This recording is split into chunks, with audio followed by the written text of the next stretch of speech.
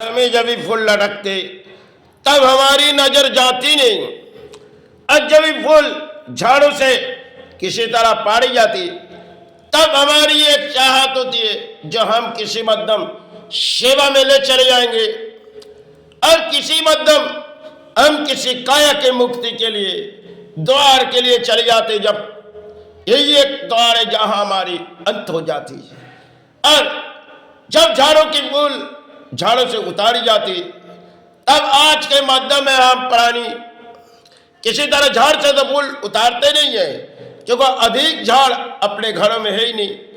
और पुराने दौर में झाड़ों के फूल से सेवा चलती थी और वही फूल माई के चरण में खिले जाते थे। और आज इस समाज में बड़ी अजीब सी कहानी है, क्योंकि फूलों फूलों के रंगों में राजनीति की आविर्भाव है। अगर किसी रंगों में आविर्भाव है तो फूलों की आविर्भाव राजनीति में। और आजकल के दौर में हम नेताओं के पास चले जाते हैं, क्योंकि फूलों के आविर्भाव है। अब जब किसी फूलों सूख गई तो हमने शायद माई के गले से उतार दिए और गुरु के गले से उतार दिए, और जिस फूल शायद नई तरह से खिले उसे चढ़ा दिए। आज हमारे समाज में बड़ी अजीब सी कहानी चल रही, जो शायद फूलों के राजनीति में बड़ी अजीब सी कहानी इस भारत पर चल रही। क्योंकि जब कोई नेता आ जाती तब हम किसी आजादी की बोलियां उड़ाने के लिए नेताओं के दौर चली जाती। चलो हमारे नेता आ चुकी और आई तो कोई सुभाष नहीं, हमारे नेता आए और आजादी बोली बोलने आए। चलो इस 10वें रंगों में आविर्भाव में नेता खड़ी हो जाती कई स्टेज पर और जनता जाके फूलों चढ़ा देते, क्योंकि पुराने दौर तो कुछ और थी, राजा की वो चाहत नहीं थी।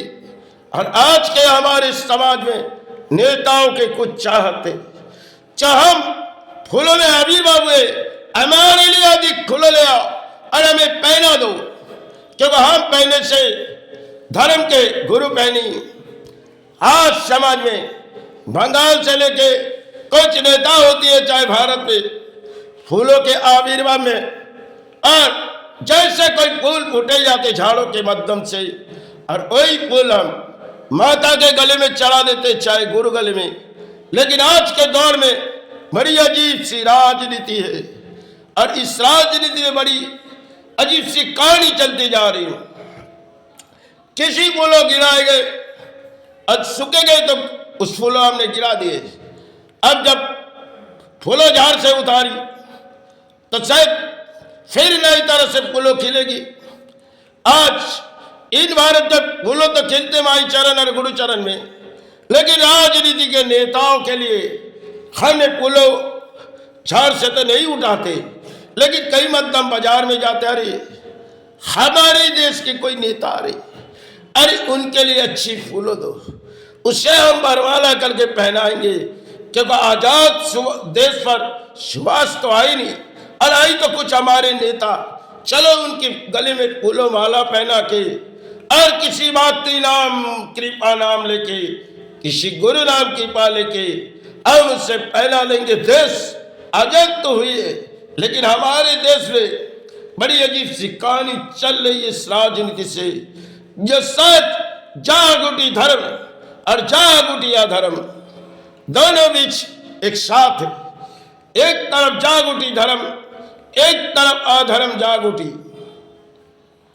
क्योंकि जब अधर्म जागुटी कली ने कह रहे कितने आगे बढ़ते जा रहे हो, बढ़ते जाओ, आगे तुम्हारी बारी में हम तुम्हें दंड देंगे। लेकिन आज तुम जगते जा रहे हो और हम सोते जा रहे, लेकिन ऐसी बारी आएगी जब हम जागेंगे तब तुम्हें दंड देंगे। क्योंकि रामायण एक रचाई हुई खेल थी, लेकिन कुंभकर्ण को जगाई गई थी, क्योंकि रावण एक अहंकार के बोली आई थी, लेकिन कुंभकर्ण वो सो रही थी। क्योंकि रावण के लिए कुंभकर्ण को जागनी पड़ी थी। और जब कुंभकर्ण जागी तो शायद उनके लिए जीवन के खेल हो गए, क्योंकि समय से पहले उठा दिए गए। और उस लड़ाई अगर करने से पहले कुंभकर्ण को सोने देती तो शायद कुंभकर्ण पूरी तैयारी के साथ लड़ाई कर सकते थे। लेकिन भगवान राम की एक रचाई खेल थी, जो शायद वो भी किसी शक्ति के वरदान पाए। और रावण तो किसी अहंकार की बोली चला रहे, और अगर रावण अहंकार की लड़ाई लड़ रहे तो शायद तो भी डगी, लेकिन उसकी भाई भी कुछ सारे आ जाएगी, क्योंकि रावण ने किसी अहंकार के बोली चला रहे और साथ में उसकी भाइयों को खड़े कर रहे, लेकिन एक एक करके मिटे जाएगी और फिर कोई अपने पास आएगी। और विभीषण ने जब राम के पास गई तो राम ने उसे मुक्ति दे दी। लेकिन जितनी भी रावण अहंकार के बीच में अपने संतान भी खोए, सब कुछ खो चुके थे, लेकिन फिर भी रावण के अहंकार थे। लेकिन रावण अपने अहंकार के वजह से मिटे गए। रामायण में इस तरह से कहानी नहीं, अजीब सी वास्तविक कुछ है। शायद ऐसी क्या हो गई रावण के लिए, लेकिन रावण ने अहंकार चुनी थी। अगर माता को ना उठा ले जाते तब ना ये रचाई हुई खेल थी, लेकिन वाल्मीकि ने सारे रचाई हुई खेल बना के रखी थी। जो राम आएगी और धरती में जब राम आएगी तब उसे वनवास जाने के लिए पड़ेगी, और पहले से राम को किसी शक्ति की तैयारी हम बैठे करेंगे। तो राम को जब अधिक दिशा दे रहे तब बार बार कह रहे कि देखो तीर समय आने पर चलानी होगी। राम ने जब गुरु से पूछ रहे, गुरु इस तीर की बारी क्या है, उस तीर की बारी क्या है, तो गुरु ने कह रही देखो राम, तीरों की अधिक शक्ति तुम्हें दिए जा रहे, लेकिन समय आने पर तुम्हें चलानी होगी।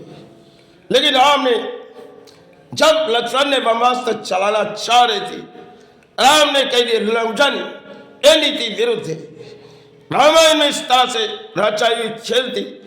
वाल्मीकि जब एक एक अस्त्र रामचंद्र को दिए तो धरती के गुरु थे, फिर भी वाल्मीकि ने कही देखो आपको समय आने पर अस्त्र चलानी होगी। आज जो तुम्हें सिखाए जा रहे समय आने में अस्त्र शायद ब्रह्मांड में तुम्हें चलानी जाएगी, लेकिन जब तुम हमें कहेंगे तब इस अस्त्र चलाओगे। तो राम के लिए काफी लड़ाई में कुछ शुरू में जैसे लग रही भगवान राम ने हारते जा रहे, लेकिन वाल्मीकि की आदेश थी और उन्होंने निभा रहे थे, क्योंकि राम बड़ी आगे बढ़ते चले जा रहे। लेकिन समय के दौर थी भगवान राम के लिए एक ही वस्तु लेके उस वनवास में लड़ाई करते जा रहे, और शायद कई साथियां अपने पास आए, भगवान राम के पास आए।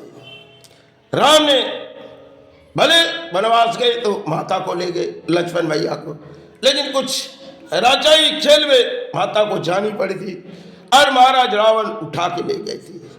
लक्ष्मण भैया ने कुछ डोरी बांधी थी, माता ने उस डोरी पार किए और उठा ले गए।